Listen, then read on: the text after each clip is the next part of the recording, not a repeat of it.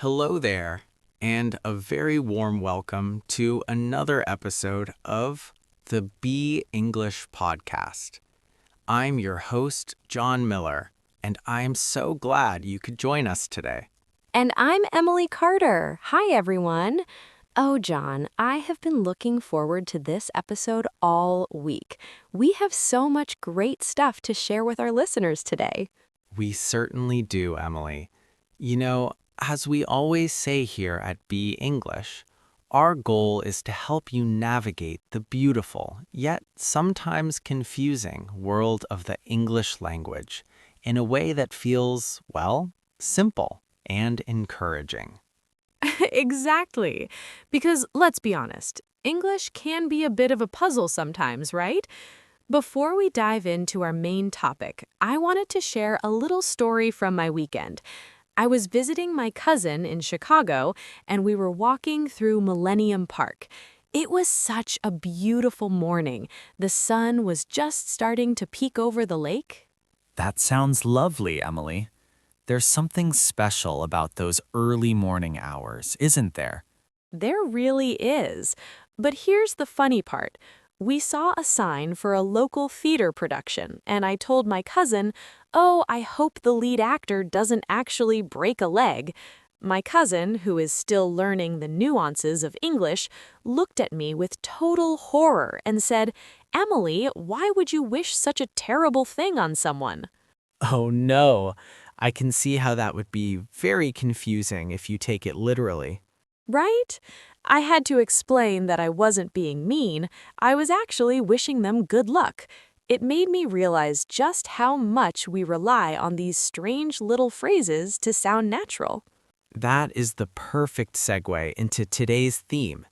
Today, we are going to explore how to use natural idioms to sound more like a native speaker. We want to move beyond the textbook and into the way people actually talk on the streets of New York or in a cozy cafe in London. I love it! But before we get into the how-to, we'd love for you to hit that follow button or subscribe wherever you're listening. It really helps us keep the lights on here at the Be English studio. You know, Emily, before we jump into our list of idioms, I wanted to talk about something you mentioned earlier, that morning walk in Chicago. Lately, I've been trying to change my own morning routine. I've started waking up at 5:30 every single day. 5:30, John? That is incredibly early. How are you finding the energy? Honestly, it was difficult at first, but I've found that those quiet hours are the best time for me to focus. I usually spend about 40 minutes just reading. No phone, no emails, just a good book and a cup of black coffee. It really sets the tone for the day. I've heard that so many successful people do that. I'm more of a night owl myself, but I do agree that the habit of reading is critical for language learners. When you read, you see how words live together. You see the rhythm of the sentences. Precisely. And that is often where you first encounter idioms in context. Speaking of which, after a long day of being productive and waking up early, by 9 p.m., I am usually ready to hit the sack. There's our first one, hit the sack. Now, for our friends listening, this doesn't mean John is going to find a literal bag and start hitting it. Not at all. It simply means to go to sleep. I might say, "Hey Emily, it's been a long day. I think I'm going to hit the sock." It sounds so much more natural than saying, "I am going to retire to my bed now." Right. Retire to my bed sounds like you're in a Victorian novel, but hit the sack, that's what you'd say to a friend or a roommate. Now, John, since you've been waking up so early, I bet finishing your work tasks feels like a piece of cake. Oh, I see what you did there. A piece of cake. That is our second idiom for today. When something is a piece of cake, it means it is very easy to do. Exactly. Like learning English might feel hard now, but with practice, using the Be English podcast, we hope it becomes a piece of cake for all of you. You know, last Tuesday, I actually wasn't able to get my early morning reading in. I woke up feeling a bit under the weather. Oh no, are you feeling better now? And just to clarify for everyone, under the weather doesn't mean John was standing beneath a rain cloud. I'm much better now, thank you. And you're right, under the weather means you are feeling slightly ill or not quite yourself. Maybe you have a cold or just a headache.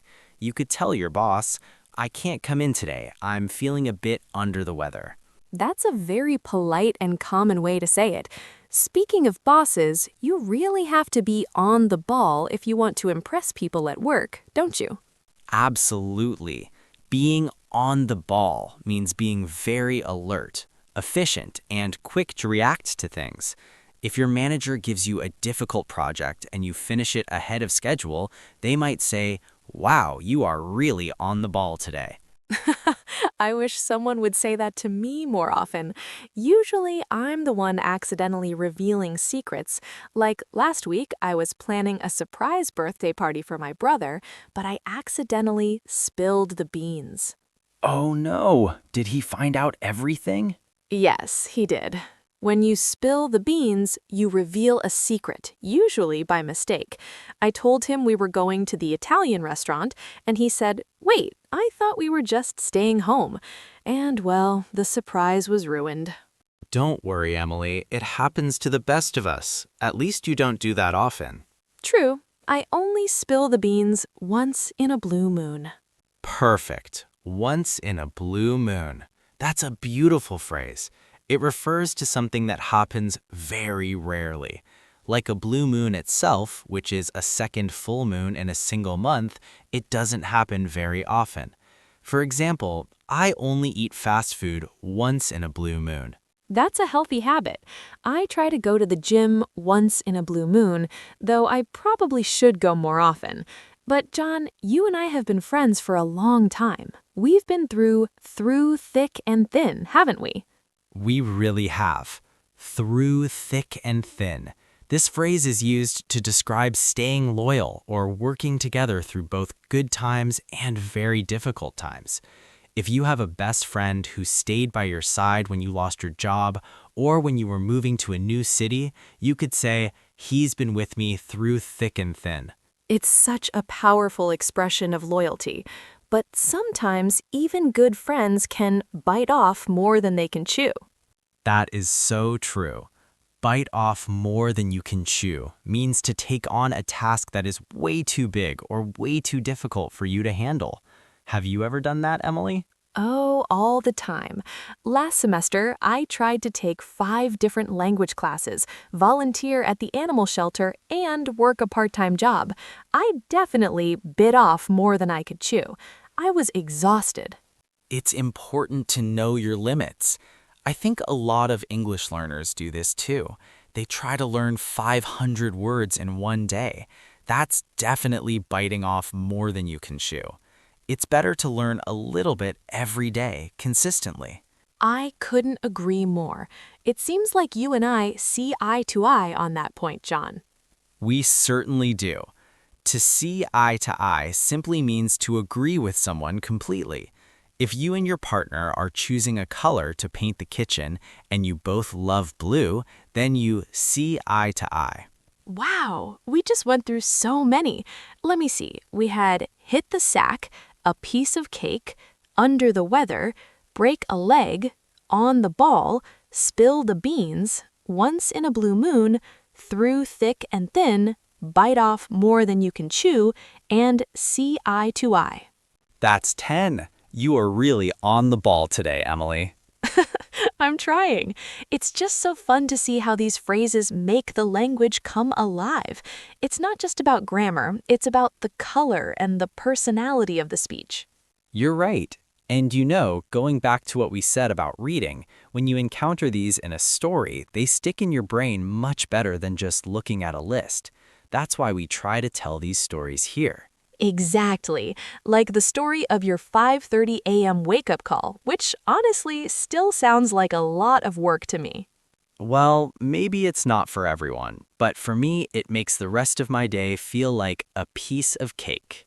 Well, this has been such a wonderful conversation, John. I hope all of our listeners feel a little more comfortable using these idioms now. I hope so too.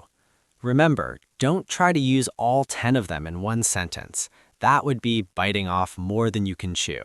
Maybe just pick one or two and try to use them this week. Yes, tell us in the comments which one is your favorite. Or if you have a story about a time you accidentally spilled the beans, we would love to hear it. It's all about practice and staying positive. You're doing a great job. If you enjoyed today's episode, please share it with a friend who is also learning English. We'll be back very soon with more tips, stories, and English fun. Until then, keep practicing, stay curious, and we'll see you once in a blue moon? No, wait. We'll see you next week. Definitely next week. Goodbye, everyone. Bye-bye. See you next time on the Be English podcast.